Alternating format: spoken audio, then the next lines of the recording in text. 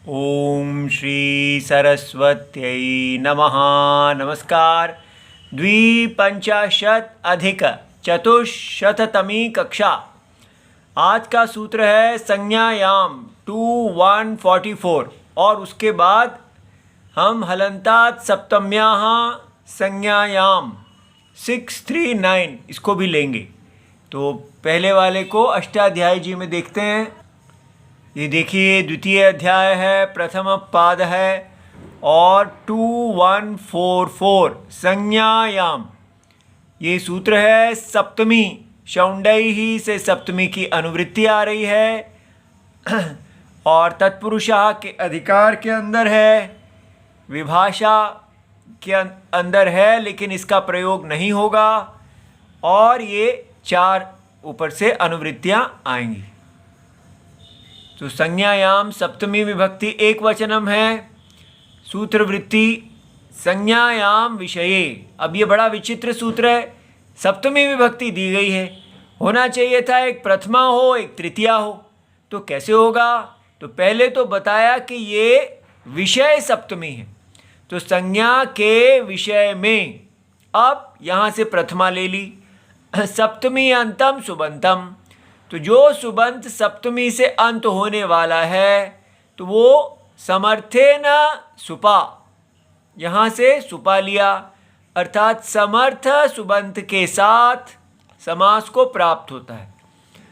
ठीक है, तो सारा ये सह सुपा आदि है, बस केवल संज्ञा के विषय में कर दिया।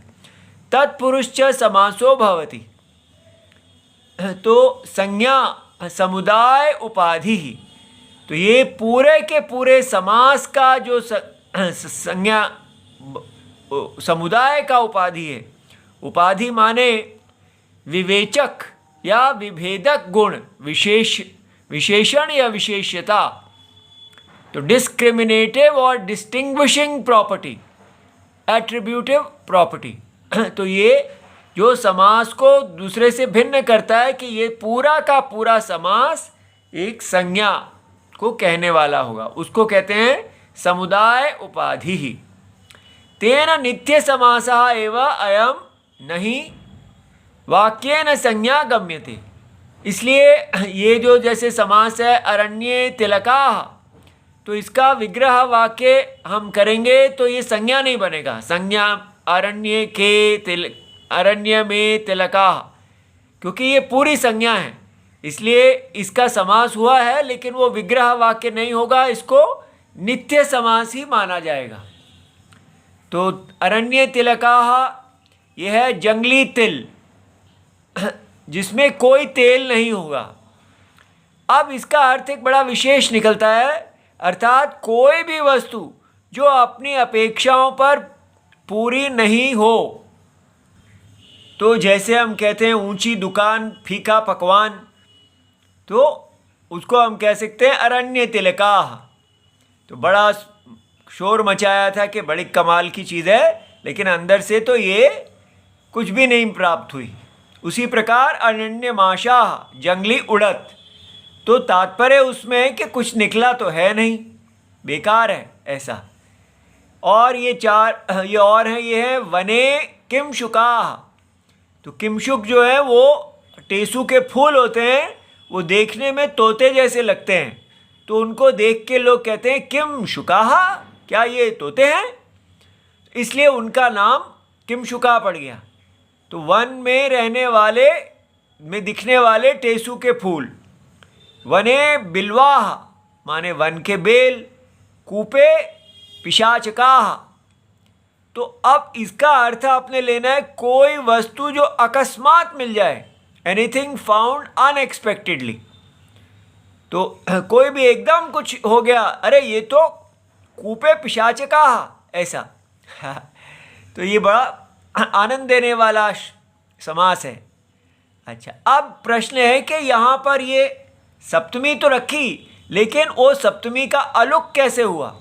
तो उसको देखने के लिए ये अगला सूत्र हम करेंगे। हलन्तात् सप्तम्याः संज्ञायाम, अष्टाध्यायी जी में देख लेते हैं। ये देखिए छठा अध्याय है, तीसरा पाद है और इसमें हलन्तात् सप्तम्याः संज्ञायाम, और इसमें अलुक उत्तर पदे इसकी अनुवृत्ति आ रही है। तो हलंतात और अदंतात च उत्तरस्याः सप्तम्याः संज्ञायाम अलुक भवति। तो या तो हल से अंत होने वाला हो, हल वर्ण से, या अकार से। तो अब ये देखिए, हमने ये शब्द देखा हुआ है, इसीलिए लगा कि इसको देख लेना चाहिए, ये परिचित है। युधिष्ठिरः, तो युधि स्थिरः, तो युद्ध जो है वो स्त्रीलिंग है, युद्ध प्लस क्विप से बनता है, तो लड़ाई, जंग अर्थात रण।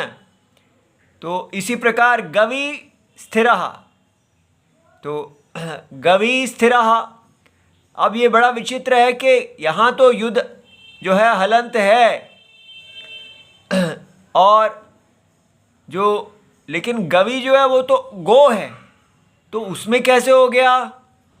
तो ये इसी प्रकार त्वचि स्थिरः, तो ठीक है, त्वच चकार हलंत है, तो इसको अभी देखते हैं। इसके लिए सूत्र है गवि युधिभ्याम स्थिरः 8394, सह अपादान्तस्य मूर्धन्यः संहितायाम, ऊपर से आ रहा है। तो गवि युधिभ्याम उत्तरस्य, तो गवि और युधि से उत्तर के स्थिर सकारस्य मूर्धन्यादेशो भवति। तो जो स्थिर का शकार है, सकार को मूर्धन्य आदेश हो जाता है युद्ध और गवि के उत्तर के। तो स्थिर का शकार को, ये शकार हो गया यहाँ, तो गवि स्थिरा ऐसा हो गया।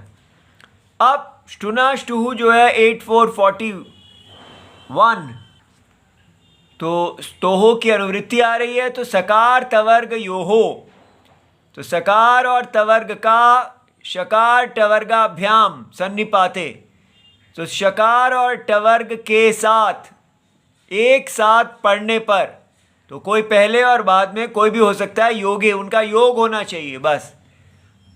तो शकार टवर्गादेशो भवति।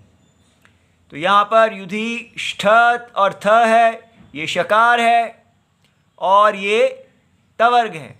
तो तवर्ग और शकार का आपस में सन्निपात हुआ है, तो जो शकार टवर्ग आदेश हो गया है। तो स्थ को, तो जो है जो वहाँ पर यहाँ त था, तो ट ठ, यहाँ ठ आदेश हो गया। तो युधिष्ठिरा और गविष्ठिरा ऐसा बन गया। अब यहाँ गो शब्द को के अहलंत, ये हलंत तो नहीं है होने से विभक्ति लुक प्राप्त था, लेकिन इस सूत्र के निपात से विभक्ति का अलुक हुआ। ठीक है, तो ऐसे ये इस सूत्र के कारण गवि युधिभ्याम स्थिरः के कारण गवि को भी अलुक ही रखा गया। अब यहाँ पर जो हमारे पिछले सूत्र में अरण्य तिलकाः आदि थे वो अदंत हैं, तो उनके सारे उदाहरण जो है इस सूत्र के कारण वहाँ सप्तमी का लुक नहीं हुआ। अब यहाँ है कि इस सूत्र में हलंतादिति किम, तो नद्याम कुक्कुटिकाः, बतख को कहते हैं कुक्कुटी, मुर्गी को भी जल मुर्गी, तो नदी कुक्कुटिकाः। तो यहाँ पर ये नद्याम नहीं हुआ, सीधा नदी आ गया है, तो सप्तमी का। इसी प्रकार भूम्याम पाशाः भूमिपाशाः, तो इसलिए, और संज्ञायाम इति किम, तो अक्ष शौंडः। तो अब हमें समझ में आया अक्षय यहाँ पर जब हमने किया था तो सप्तमी क्यों कट गई, क्योंकि संज्ञा नहीं है यहाँ। और हृद और दिव इति एताभ्याम उत्तरस्य ज्ञेहे अलुक भवति, इसका अलग वार्तिक बनाया गया है। हृदय स्पृश बनता है हृदय स्पृक और दिवी स्पृक, हृदय को स्पर्श करने वाला और स्वर्गलोक को स्पर्श करने वाला। तो ये शायद संज्ञा नहीं है, संज्ञा नहीं होने पर भी यहाँ पर ये नियम है, इसलिए इसको बना दिया गया है। इति सर्वम शिवम प्रणाम।